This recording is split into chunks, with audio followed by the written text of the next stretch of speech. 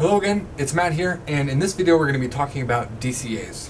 So a DCA is a summation of fader controls so that we can manipulate many parts of the board at one time. To access them, all we have to do is in our layer selection here, just go to DCAs. Scroll all the way to the right to get to the ones that we actually use, and you can ignore the rest.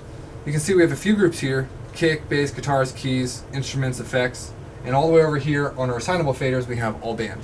If we look at just the kick, we can go up here and see the channels that are inside. We have the kick low and the kick high.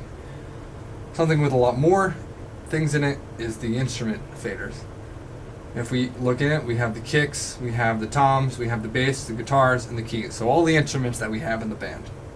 If we want to access those and add more to them or take them away, all we have to do is bring up the DCAs here on the screen, select them, go over to the channels with it selected, and you'll have a notification here that you are selecting and unselecting DCA assignments.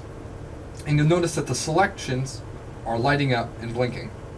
That's telling you that these certain faders are actually in that DCA.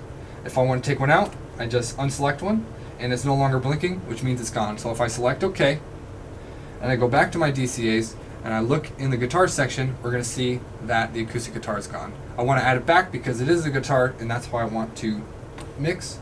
So we're going to add it back. It's blinking again. I can select OK, and now it's back. Sometimes the same channel is in different DCAs. That's necessary because sometimes you want an instruments fader as well as a kick fader. The kick is in both of those because sometimes they're used in different ways. When one fader is up and one fader is down, whatever fader is down, that will be subtracted from the overall mix. So we can hear that there's no actual kick in the mix. If I bring the kick up on the DCA fader, the kick is actually going to go up in the mix.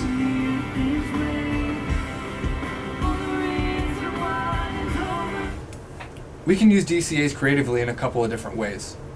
Personally, I like it because I can manipulate a lot of channels with using only one fader. It would be very difficult to adjust 16 different channels at one time, bringing it up or down and remembering their positions. So when I'm transitioning from an announcement microphone to the music, it's easier to bring up the all band fader and then bring down the announcement microphone. That way, all I have to do is remember two things. Now that we know how to use our DCAs, we're going to actually learn what we're using them for. Firstly, we're going to use them dynamically to control what's going on in the mix live as it's happening in the middle of the song. If we want to emphasize a chorus on a song because we prepared ahead of time when we know it's going to happen, we might bring down the vocals and the instruments a few dB on the board so it's a little bit quieter. And when we get to the chorus in the build, we'll start to bring it up slowly and maybe go above unity a couple of decibels just to give the appearance that it's louder and it's something more exciting is happening. And once it dies down a little bit, we'll bring it back down to normal. Another time we'll use DCAs is during an instrumental part. If there's no vocals and they're holding it down towards the crowd or towards a monitor, we're going to want to take that out of the mix to avoid any feedback problems. So while the instrumental is going on, I'll bring it down just a little bit. And as the instrumental's finishing up, I'll bring them back before they start singing and put it back into the mix appropriately. The last time we're going to use a DCA is for effects.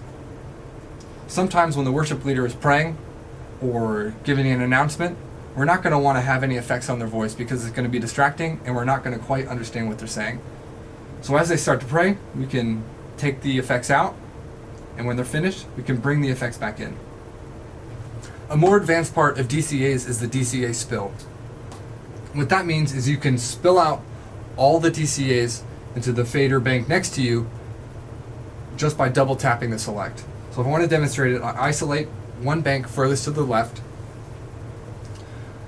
I double tap what I want, and whatever's in that fader bank spills out over here.